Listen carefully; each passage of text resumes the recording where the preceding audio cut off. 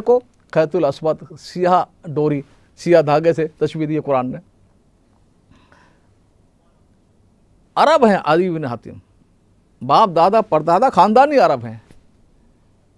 अब उन्होंने क्या किया कि इस आयत के जो डिक्शनरी से माना, ज़ाहिर माना जो है उसके एतबार से उन्होंने अपने तकिए के नीचे दो धागे रख दिए, एक काला एक सफ़ेद।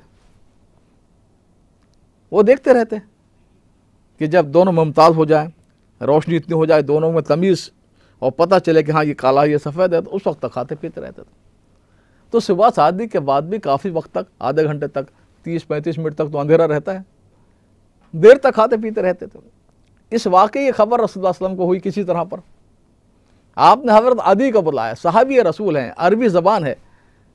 अरे अदी क्या रोज़ों का क्या हाल है, किस तरह, कब तक सहर ख़त्म करते हो, कब से रोज़ा शुरू होता है। उन्होंने अपना किस्सा बयान कर दिया कि अल्लाह के नबी सल्लल्लाहु अलैहि वसल्लम तकिए के नीचे दो धागे मैंने रखे हैं, दो डोरी रखी है, काली और सफ़ेद। देखता रहता हूँ, जब दोनों अलग अलग नज़र आ जाए तो फिर खाना पीना छोड़ देता हूँ। आपने फरमाया इन्ना वसादतों का लारीस, अय अदी तुम्हारा तकिया तो बड़ा चौड़ा, लंबा चौड़ा है, बहुत बड़ा है। तुम्हारे तकिए के नीचे सुबह तारीख भी आ गई, रात की तारीखी भी आ गई, दिन रात दोनों आ गए। अब उनको तनब्बो हुआ, ख्याल समझ में आया कि ये मतलब वो नहीं है जो डिक्शनरी का था। तो सहाबी रसूल है, अरबी उनकी ज़बान है, तो ज़बान का सिर्फ ज़बान समझ लेना काफ़ी नहीं है। देखो हम इंसान हैं, अब अगर दो सगे भाई भी हों, एक माँ के पेट में पाँव फैला हो, एक माँ के हैं, तो दूसरा भाई जब तक अपना माफी ज़मीर उसके दिल में क्या बताएगा नहीं, उसका मतलब क्या है, एक लफ्ज़ बोलकर का मतलब क्या है, नहीं समझ में आएगा। लफ्ज़ तो एक होता है, मैं कहूँ पानी लाओ, अब आपको देखना पड़ेगा मैं कहाँ से बोल रहा हूँ। ये दस्तरखान पर बैठा हूँ, आप गिलास में लेकर आ जाएंगे। मैं अगर बाथरूम में से बोल रहा हूँ तो आप जग में लेकर आएंगे, लोटे में लेकर आएंगे, या डोल में लेकर गुसल खाने में गुसल करने के लिए बैठा हूँ। तो लफ्ज़ एक है लेकिन माना मौका महल के एतबार से। हम उर्दू में कहते हैं क्या बात है, अब लफ्ज़ तो एक ही है, क्या बात है, लफ्ज़ ये होंगे, लेकिन कभी सवाल के लिए क्या बात है, क्या हो रहा है, कभी क्या बात है, ताज्जुब की क्या बात है, अच्छा उसने उसको शकस दे दी, फला पहलवान को बछाड़ दिया, ताज्जुब के लिए, कभी इनकार के लिए, क्या बात है, ये नहीं हो सकता, कैसी बात, ये हो ही नहीं सकता। तो एक लफ्ज़ है क्या बात है, कभी इनकार के लिए आ रहा है, कभी सवाल के लिए आ रहा है, कभी ताज्जुब के लिए आ रहा है, कभी पूछने के लिए आ रहा है, क्या बात है बताओ। तो इस तरह कुरान के जो अल्लाह के अल्फाज हैं, एक इंसान दूसरे इंसान की बात को समझ नहीं सकता, उसके ज़मीर माफी ज़मीर को जब तक वो ना कहे। तो अल्लाह की बात को आदमी बगैर नबी के समझ लेगा, फिर अल्लाह किताब भेज देते, पहाड़ पर रख देते, जाओ अमल कर लो, कामयाब हो जाओगे दुनिया और आखिरत में। ये अल्लाह का उसूल है, सुन्नत इलाही है कि असल चीज़ किताब नहीं है बल्कि ज़िंदगी है। तो मैं अर्ज़ कर रहा था कि अल्लाह की बात समझने के लिए हमें गहरे इल्म दीन की ज़रूरत है, उलमा की सोहबत की ज़रूरत है, हदीस और सीरत नबी के मुतालिक की ज़रूरत है। सारे दीन को जब तक सामने नहीं रखेंगे, अल्लाह की बात को अपनी अकल से समझेंगे और गुमराह की तरफ जाएंगे। देखिए उर्दू ज़बान है, एक बहुत बड़े आलिम दारुल उलूम देवबंद अज़हर एशिया है, एहसान है पूरे बर सगीर हिंदो पाक बांग्लादेश पर और अतराफ के सारे मुल्कों पर, जिससे इल्म दीन दुनिया में फैला है 150 साल से। बहुत बड़े उस्ताद थे गुलाम रसूल साहब, सरहद के थे, पठान थे। अब वो उर्दू ऐसी बोलते जैसे सरहदी लोग बोलते हैं, पठान लोग बोलते हैं। एक मरतबा हज़रत शेखुल हिंद रहमतुल्लाह अलैह के घर में एक मजलिसी बड़े बड़े उलमा बैठे हुए थे। मौलाना गुलाम रसूल बहुत बड़े आलिम, शेखुल इस्लाम शब्बीर अहमद उस्मानी, जिन्होंने पाकिस्तान का झंडा लहराया था कायद आज़म के हुक्म पर, नमाज़ पढ़ाई थी, उनके उस्ताद हकील उम्मत हज़रत थानवी रहमतुल्लाह अलैह। कायद आज़म ने फरमाया था जब उन्होंने झांसी के इलेक्शन में साथ दे दिया मुस्लिम लीग का, तो फरमाया हमारे पास एक ऐसा आलिम है कि सारे हिंदुस्तान का आलिम एक तरफ, वो एक तरफ। हकीम उम्मत के उस्ताद हैं, शेखुल इस्लाम हज़रत मदनी के उस्ताद हैं मौलाना गुलाम रसूल। तो हज़रत शेखुल हिंद के बड़े भाई हकीम मोहम्मद हसन थे, उन्होंने मजाक में कहा, मजाक में, कि गुलाम रसूल 40 साल से यहाँ पर हिंदू देवबंद में हो, पढ़ा रहे हो, अभी तक उर्दू नहीं आती। उन्हें बड़ा गुस्सा आया, कहने लगे मैं तुमसे अच्छी उर्दू जानता हूँ। हाँ, मैं लगभग ज़बान समझता हूँ फारसी के सामने, अरबी के सामने, इसलिए मैं इसको बोलता नहीं हूँ। सब हंस पड़े। तो हकीम मोहम्मद हसन ने कहा कि ज़रा इसके माना तो बताइए। करेला और नीम चढ़ा, उर्दू का मुहावरा है, करेला और नीम चढ़ा। अब वो सोच में पड़ गए। एक मुहावरा है, डिक्शनरी में तो लुगत अल्फाज के मुहावरे आमतौर पर नहीं होते। तो उन्होंने सोचा, सोचकर अकल से जवाब दे दिया कि भाई उसका मतलब ये और जो है ना, करेला और ये अर्फ अत्फ कहलाता उर्दू में, ये अत्फ ने मामला ख़राब कर दिया, वरना वाज़ेह थे माना। करेला आधा कच्चा आधा पक्का, यानी करेला उर्दू का लफ्ज़ लिया, और नीम फारसी का नीम शब आधी रात, नीम रोज़ आधा दिन, तो नीम फारसी का लिया और चढ़ा हिंदी का लिया। सब हंसने लगे।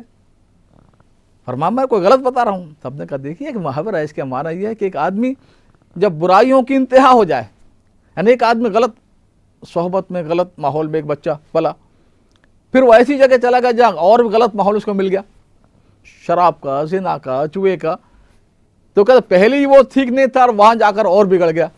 तो बुराइयों को जब दो बुराइयाँ जमा हो जाए, माहौल की बुराई भी, उसके अंदर की ज़ाती बुराई भी, जिसका मतलब ये नहीं कि करेले को आप नीम पर टांग दो और उसे आधा कच्चा हो जाए, पक्का रह जाए तो करेले नीम चढ़ा बोलेंगे। तो 40 साल से पढ़ा रहे हैं, उलमा के बड़े बड़े उलमा के उस्ताद हैं, लेकिन ज़बान दानी जो है वो अलग चीज़ है। इसी तरह बेशुमार वाक़यात हैं।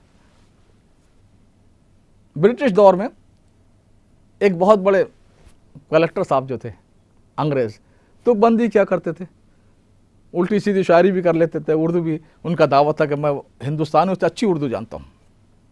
उनका एक मुंशी निहाल अहमद सहारनपुर के काम करते थे। अब वो दावा करते थे वेल उर्दू हम जानता, तुम नहीं जानता।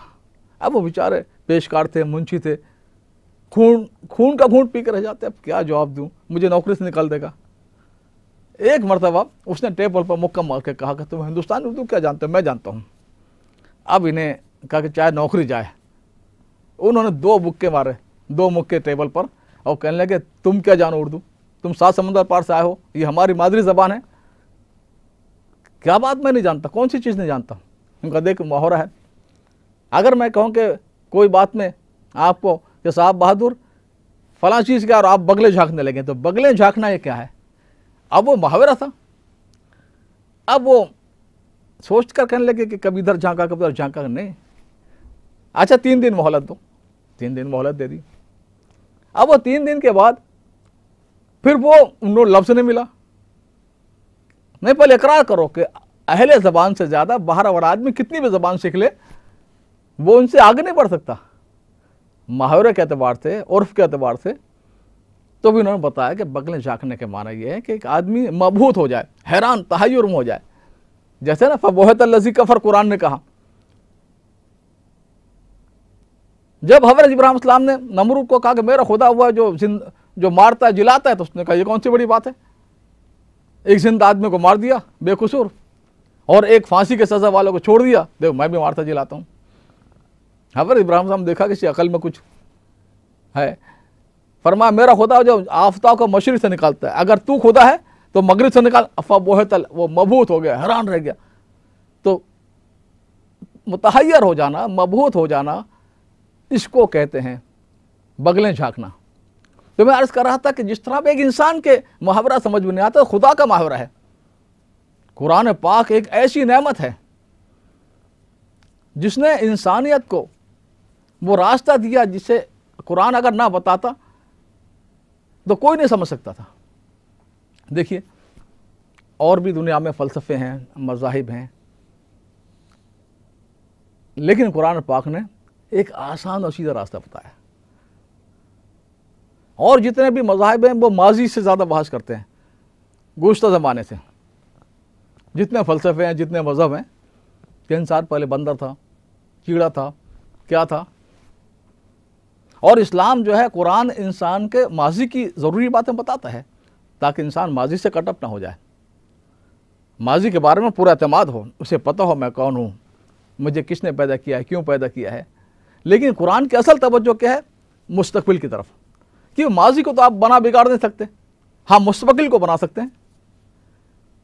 तो कुरान की तवज्जो इस पर कि आपके अखलाक बने, आपका किरदार और कैरेक्टर बने, आपकी ज़िंदगी बने, आपका ईमान बने, आपका अमल बने। तो असल तवज्जो उस पर है, मुस्तकबिल पर।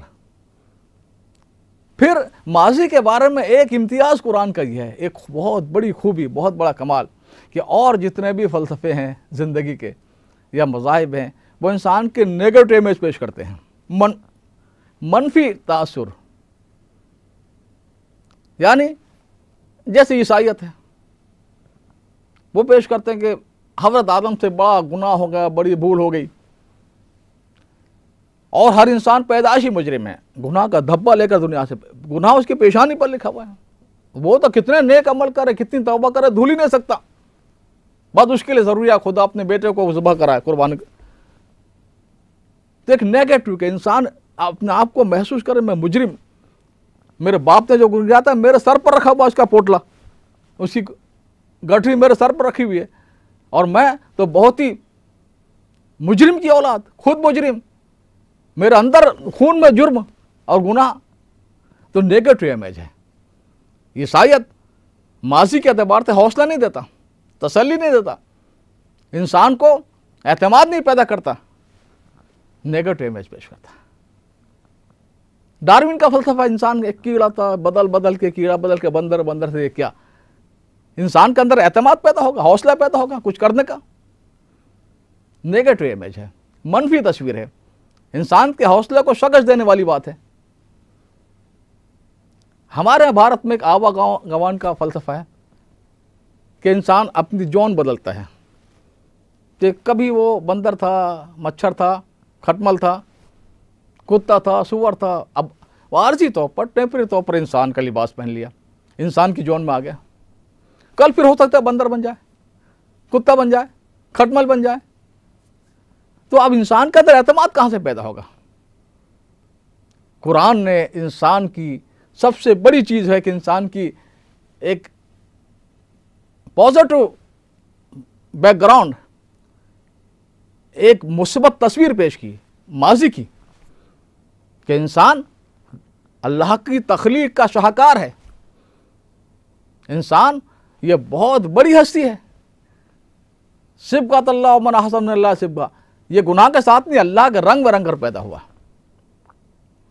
जगह जगह कुरान ने अहसन अल खाल, अल्लाह ताला ने अहसन तक़वीम पर सबसे सारी कार सबसे बेहतर इसको बनाया।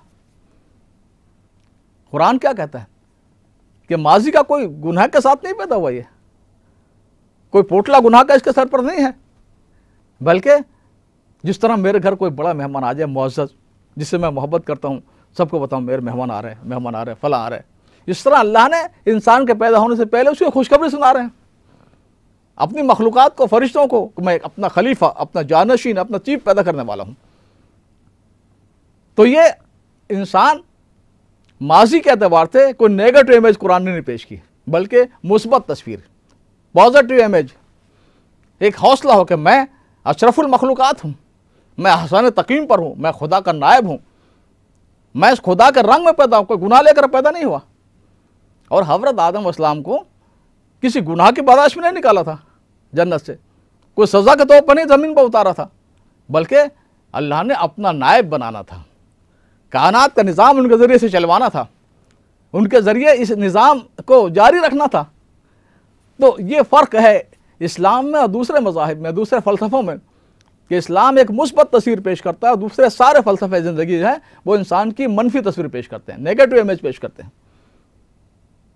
कुरान, अब देखिए, एक बहुत बड़े मुफस्सिर आज के ज़माने के, तदब्बुर कुरान उनकी तफसीर का नाम है, मौलाना इस्लाही, अमीन हसन इस्लाही, उन्होंने एक बात लिखी है कि कुरान की जो सूरतें हैं, सूरह फातिहा के अलावा सब जोड़े जोड़े हैं, दो दो हैं, और इसकी दलील भी कुरान से लिया उन्होंने। नबातात जो पौधे हैं ना, ये आज रिसर्च हुई है कि पौधे नर और मादा है उनमें, लेकिन कुरान ने 14 साल पहले कहा कि पौधों में नर और मादा है, जोड़े हैं। तो हर चीज़ जोड़े से अल्लाह ने पैदा किया, तो सूरतें भी जोड़े हैं। और गौर करके तो पता भी चलता है कि वाकईतन जैसे